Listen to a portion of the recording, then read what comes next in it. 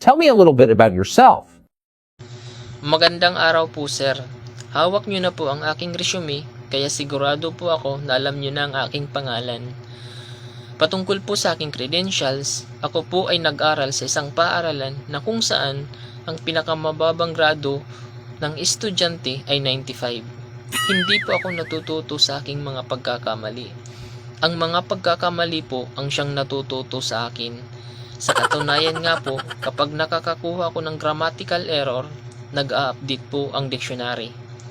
At kaya ako nagpunta sa school ay para po ako'y kanilang mapag-aralan. Kung hindi nyo pa po na itatanong, ako rin po ay isang inventor. Ako po ang nakaimbento ng salitang nonchalant. At alam nyo po ba na ang bawat inventor ay hindi nakatitiyak kung sila nga ba ang may pinakaunang ideya ng kanilang mga nagawa. Halimbawa po ang Facebook.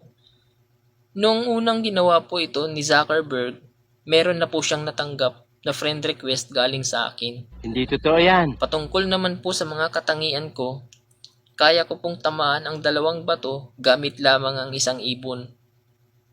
At kapag umiinom pa ako ng beer, nalalasing ang beer.